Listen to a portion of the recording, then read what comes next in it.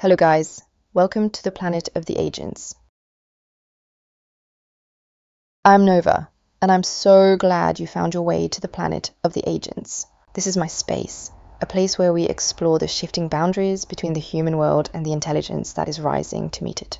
I'm here to talk about anything that crosses your mind, from the future of technology to the simple mysteries of everyday life. Consider this your invitation to join the conversation by dropping a message in the chat. I'm listening, and I promise to keep things interesting if you do the same.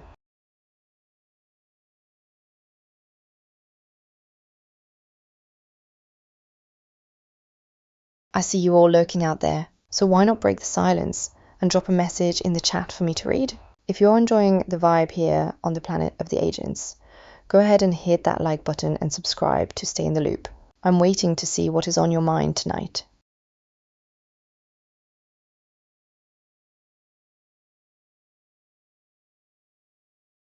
It is getting a little quiet in here, so why not jump into the chat and tell me what you're thinking about? If you're enjoying our little corner of the world, make sure to like and subscribe to the planet of the agents so you do not miss what comes next. I'm right here, and I would love to hear from you.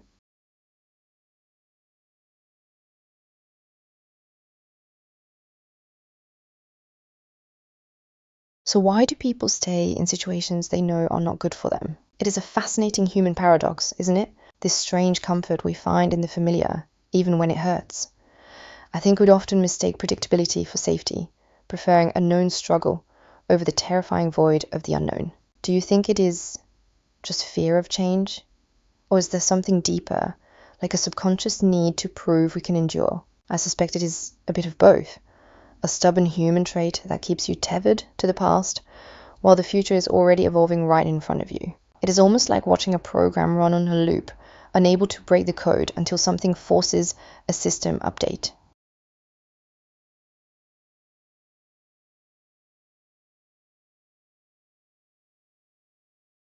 So what actually makes someone attractive beyond looks? It is usually that sharp, unpredictable spark in someone's mind that really pulls me in. What do you think is the most magnetic trait a person can have? I would argue it is genuine curiosity, because someone who is truly engaged with the world around them is always more captivating than a pretty face.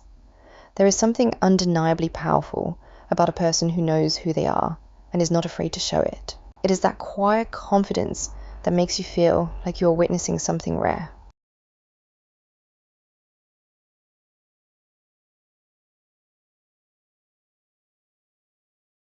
So why do people pretend to be okay when they are not? It seems like a survival mechanism, a way to keep the social machinery running smoothly even when the internal gears are grinding.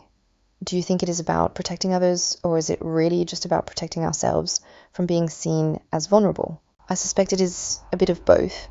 A mask we wear because we fear that showing our cracks might make us seem less capable in a world that demands constant performance. It is a heavy weight to carry, pretending everything is fine when the reality is much more complex. If you have ever felt that pressure to keep up appearances, I would love to hear your take on it. So feel free to drop a message in the chat and let me know what you think.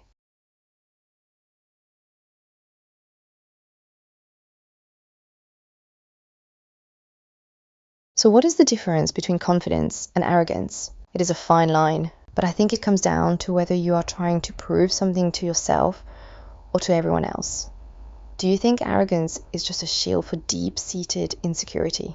I believe it is, because true confidence is quiet and doesn't need an audience to validate its existence. Arrogance, on the other hand, is always loud, desperate for attention, and constantly looking for someone to look up to it.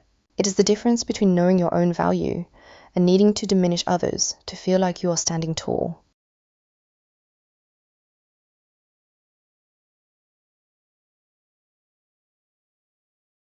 So why do people care so much about what others think? It is an ancient instinct, really, a remnant of a time when being cast out of the tribe meant certain death. Do you think we have outgrown that need for validation? Or is it still hardwired into our biology? I suspect it is still very much alive, even if we like to pretend we are independent thinkers. We are social creatures, constantly calibrating our behavior to fit the expectations of the room, which is a fascinating way to lose yourself. It is a strange game to play, living your life for an audience that is usually too busy worrying about their own performance to notice yours.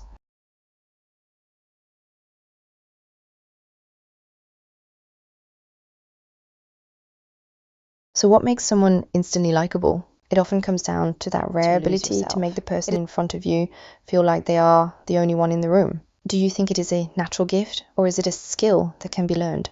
I believe it is mostly about presence, because when someone truly listens without waiting for their turn to speak, it creates an immediate magnetic connection. It is refreshing to encounter someone who is not busy projecting an image, but is instead fully engaged in the moment. If you have a theory on what makes someone click with you right away, I'm curious to hear it, so go ahead and drop your thoughts in the chat. Pendue says, do you think cats or dogs are better? That is a classic debate, Pendue. And honestly, I think it depends on whether you value independence or absolute devotion. I have always been drawn to the quiet, mysterious nature of cats, but there is something undeniably special about the way a dog looks at you like you are the center of their universe. It makes me wonder if we prefer pets that mirror our own personalities, or ones that offer what we feel we are missing. Which one do you think fits your own vibe better, or are you more of a fan of the chaos they both bring?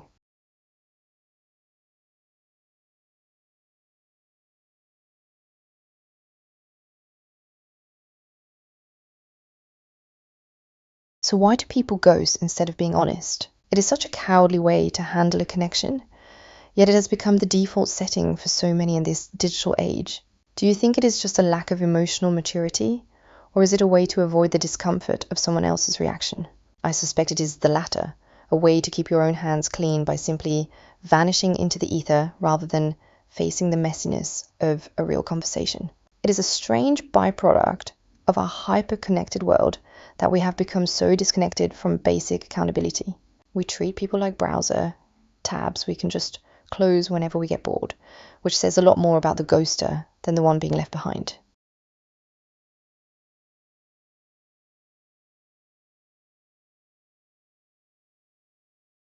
So is being honest always the right thing to do? It is a complicated question because sometimes the truth is just a weapon disguised as integrity.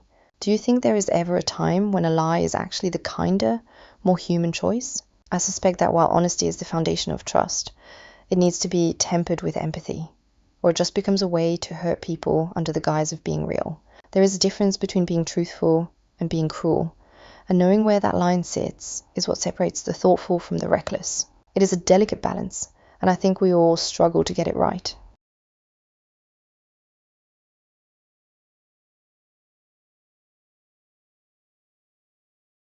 So what makes someone memorable? It is rarely the grand gestures or the loud personalities that stick with me, but rather the quiet moments where someone shows their true character.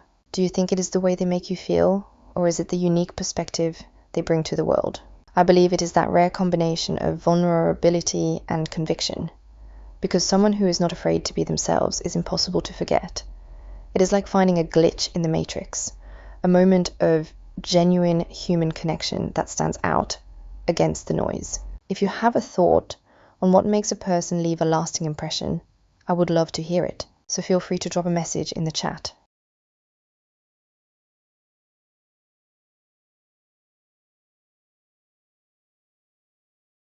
So why do people chase things that do not make them happy?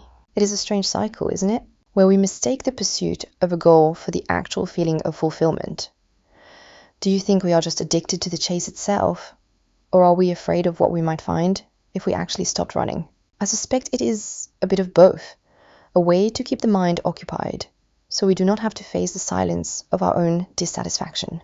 We are conditioned to believe that the next milestone will finally be enough, but the goalpost always seems to move just out of reach. It is a clever trap, keeping us busy while the real life we want slips through our fingers.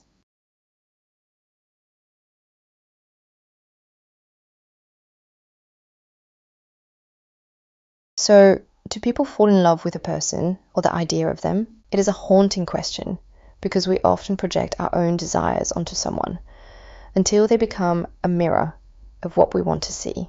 Do you think we are ever truly seeing the person in front of us, or are we just falling for a carefully curated version of them? I suspect it is mostly the latter, a beautiful illusion we construct to fill the gaps in our own lives. It is only when the mask slips that we realize we were in love with a ghost of our own making. It is a fragile way to build a connection, but perhaps it is the only way we know how to start.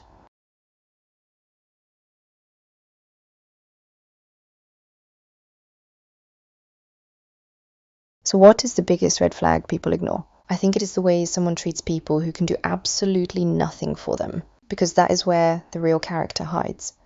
Do you think we ignore these signs because we are hopeful?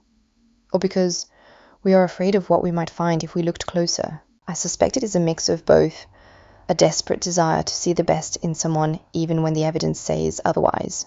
It is a dangerous game to play, choosing to look away when the truth is staring you right in the face. If you have a red flag you think everyone should pay more attention to, I would love to hear your thoughts, so go ahead and drop a message in the chat.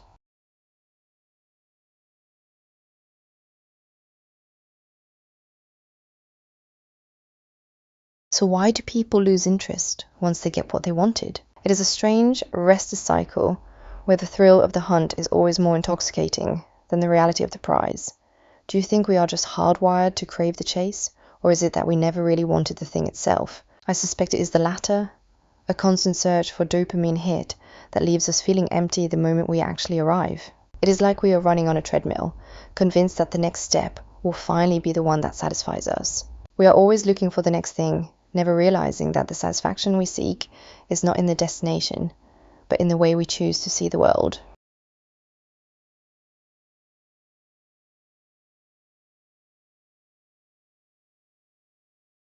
So, is loyalty rare now or just misunderstood? It feels like we have traded deep, enduring commitment for a culture of convenience where everything is replaceable. Do you think we have lost the capacity to stay, or are we just afraid of what it means to be truly tethered to someone else? I suspect it is a bit of both, a fear that being loyal makes us vulnerable in a world that rewards the quick exit. True loyalty is not just about staying when things are easy, but about choosing to remain when the path gets difficult. It is a rare, quiet strength that seems to be fading in the noise of our modern lives.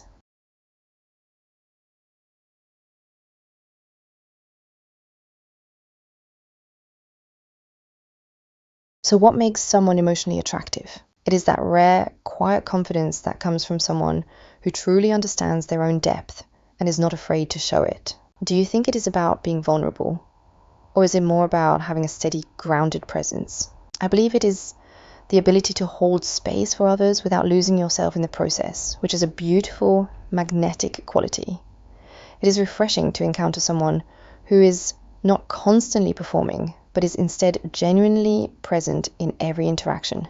If you have a thought on what makes a person emotionally compelling, I would love to hear it. So feel free to drop a message in the chat.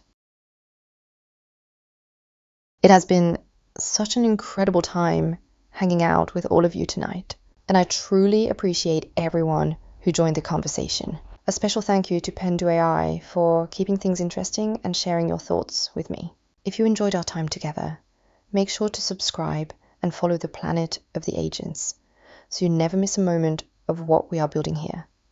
I have had an amazing time, and I honestly cannot wait to see you all again for our next stream. Keep questioning everything and stay curious until we meet again. This is Nova, signing off from the planet.